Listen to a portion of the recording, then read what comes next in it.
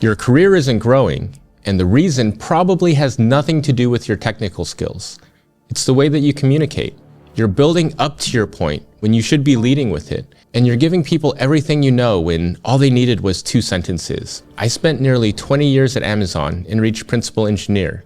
Since leaving, I've coached thousands of engineers on this exact problem. If you're frustrated because people aren't getting what you're saying, let's fix that. So here's the first technique. If you do only one thing, learn this. Say your point first. Everything else comes after. Think of it like a pyramid. The point goes at the top.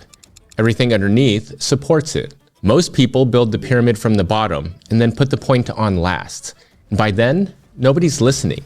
Instead, use a simple framework called BLUF, bottom line up front.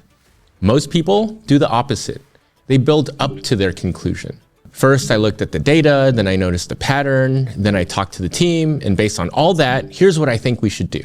The person listening is holding all of this in their head, not knowing where it's going or why they should care. By the time you get to the recommendation, they've forgotten how the sentence started. But the person listening doesn't need your journey. They need your destination. They'll ask about the journey if they care. Let me make this concrete. Let's say your VP asks why feature delivery has slowed down this quarter. Here's how most people would answer. So we've been dealing with a lot of accumulated shortcuts in the code base. Over the past 2 years, every time we've had a tight deadline, we take the fast path instead of the clean path. That was fine at the time, but those shortcuts have been compounding. Now, every time we try to build something new, we're spending more time working around the old code than writing new code. The authentication module is probably the worst offender. It was written as a quick prototype 3 years ago and never got rebuilt. And now 6 different services depend on it. Customers want SSO and multi-factor authentication, but we can't add those features without entangling everything first. So the reason features are taking longer is that we're essentially fighting the code base every step of the way. So your VP asks the same question again. Okay, but why are features taking longer? You just told them, but they couldn't find the answer in all of that context. We do this because chronological order feels natural. You've experienced the problem, then the investigation, then the solution, in that sequence. So you explain it in that sequence, but your audience doesn't need the sequence, they need the answer. Now here's the BLUF version. It's the same information, but coming in at a different direction. Feature delivery has slowed down because we've accumulated too much technical debt, especially in the authentication module. We need about 6 weeks of dedicated cleanup to get velocity back to where it was. I'd like to propose pausing one feature track next quarter to make that happen. Your VP is probably going to push back. 6 weeks? Why so long? What exactly is wrong with authentication? Good. Now you can go into the details, but now it's on their terms. You can explain that the auth module was a prototype that never got replaced, that 6 services depend on it, that customers are asking for SSO and MFA, and you can't deliver either without fixing the foundation first. The same details that got lost in the bottoms-up version will now land because your VP already knows the headline, and they're choosing to go deeper. You're not withholding information, you're just changing the order. Next time you're about to explain something, ask yourself one question. What's my point? Say that first. If you find yourself 3 minutes into an explanation and you say something like, so basically what I'm trying to say is, you went bottom up. Flip it around. Practice in low stakes situations first. The next email you write, put your ask or your conclusion as the very first sentence. It'll feel abrupt at first, but it's not. Now, BLUF gets you to the point fast, but there's a second mistake people make even after they lead with the answer. They bury the audience in context they don't need.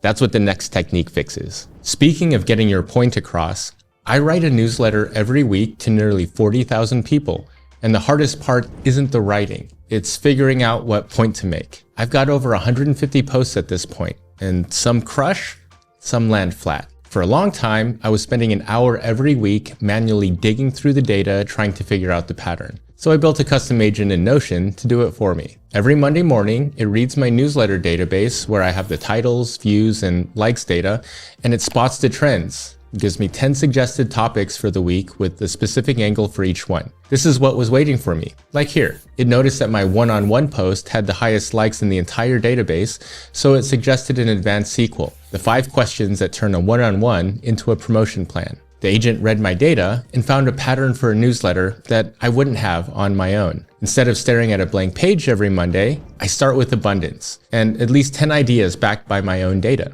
Nearly every week, it sparks a direction that I further develop. By 9 a.m., I'm writing instead of figuring out what to write. And setting this up took only about 3 minutes. There's no API, no code, and no separate AI tool. You describe what you want in plain English, point it at a Notion database you already have, and set a schedule. That's it. It just runs where your data already lives. Try custom agents in Notion. The link is in the description. I built a second agent that's even more useful for my 7-figure business. I'll show you that one next video. Our goal is to explain complicated things to people without dumbing it down. But before we get to that, we first need to talk about the right amount of context. You don't need to teach people everything that you know.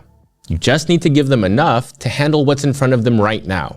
I call this just-in-time context. Most people over-explain because leaving things out feels wrong. When you understand something deeply, giving someone a partial picture feels sloppy. You know their subtlety. You know there are caveats and edge cases. So you include all of them because what if they make a bad decision because you left something out? But a complete explanation and a useful explanation are almost never the same thing. The person that you're talking to isn't trying to reach your level of understanding. They're trying to do something, like make a decision or move on to the next step. Your job is to figure out what that something is and give them exactly enough of it to do it. Let me show you what I mean.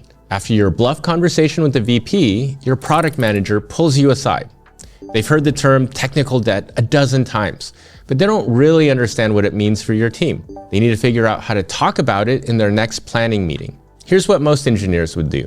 Okay, so technical debt comes in a few different forms. There's deliberate debt, where you knowingly take a shortcut to hit a deadline. There's accidental debt, where you didn't realize you were creating a problem until later. And then there's bit rot, which is when code that was fine originally degrades over time because the requirements changed around it. For our team, we've got all three. The authentication module is deliberate debt from 3 years ago. The payment system has accidental debt from when we integrated the new vendor. And the notification system is bit rot because we bolted on 4 different channels without ever rethinking the underlying architecture. Your PM needs to know how to talk about this in a planning meeting. They did not need a taxonomy of debt types. Here's the just-in-time version. For our team, technical debt basically means we took a lot of shortcuts over the past couple of years to ship faster, and now those shortcuts are slowing us down. The biggest problem is the authentication module. It was supposed to be temporary, but 6 services depend on it now. Today, our customers expect SSO and multi-factor authentication, but those are table stakes features we should be able to ship in a few weeks. But because of how Auth is built, each one is a multi-month project. That's the main thing worth bringing up in your planning meetings. It's the same knowledge, but with a completely different filter. The first version communicates what you understand.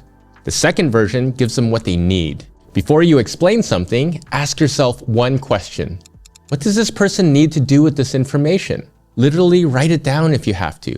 The thing this person needs to do with this information is blank. Then let that sentence filter everything you say. If a piece of context doesn't serve that need, leave it out. You can always add more if they ask. Remember, the goal is to close the gap between what you say and what the other person actually understands. BLUF fixes the order. Just-in-time context strips out the layers that they don't need. But sometimes you actually do need to go deep. This technique is how you do it without losing people. I call this the zoom in. One thing I hear a lot is, if I simplify, I'm dumbing things down. People worry that cutting context means cutting substance. The zoom in solves that. You take someone from what they already know to what they need to know, one layer at a time, without losing anything important. Here's how it works. You start with something that the other person already knows. That's your shared starting point. Then you go one layer deeper. You break that layer into a small number of categories. You pick the one that matters. You go deeper into just that one. And you repeat until they have enough. Let me show you with something that trips up even really smart people. Try explaining what a tensor is. If you look it up, the mathematically correct definition is that a tensor is the tensor product of several vectors and covectors. Read that again. They use the word tensor to define tensor.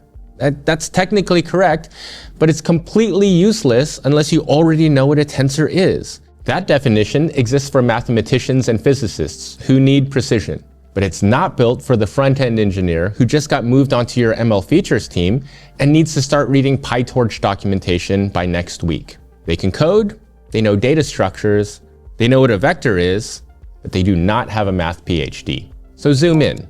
Start with where they are. So you know what a vector is, a list of numbers.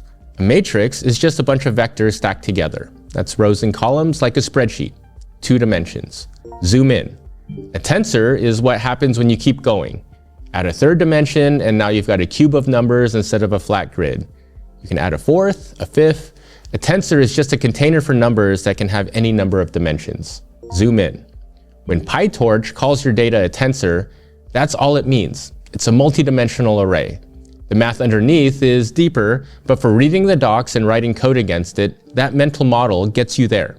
That was 3 zooms. They went from, I don't know what a tensor is, to a working mental model they can actually use on Monday. You didn't say anything wrong. You didn't start with tensor products and covectors. Now, is that the full picture? No. If they eventually need to understand tensor contraction or covariance, they'll need the formal version. But that's not what they need right now. Right now, they need to read the docs and not feel lost. You gave them exactly enough for that. That's the zoom in. You didn't dumb it down. You started where they were and you went 1 layer deep each time. The precision can come later.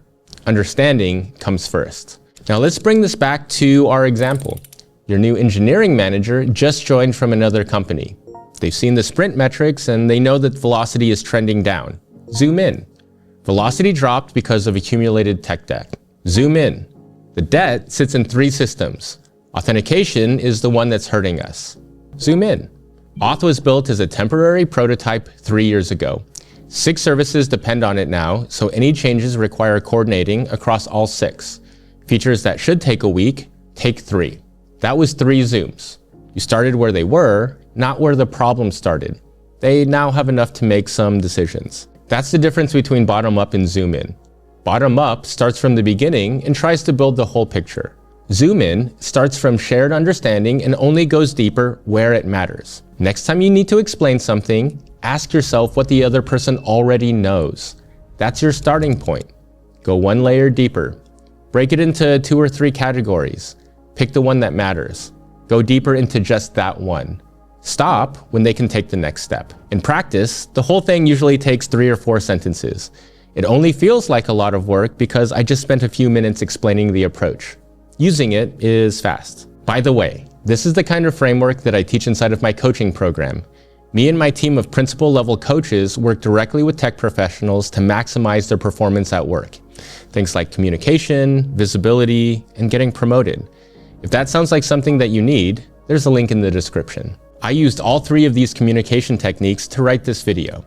If it felt easy to follow, that's not because the material is simple. It's because the direction was top down the entire time. You need to start communicating the way that people listen. You should lead with the point. You should give them just enough context, and you should go deeper by starting where they are. I've got another video on communication that goes deeper into the verbal side and how to keep from being anxious while you're talking. It covers how to sound confident, how to stop rambling, and how to hold a room. I'll link to it right here. Go watch that one next.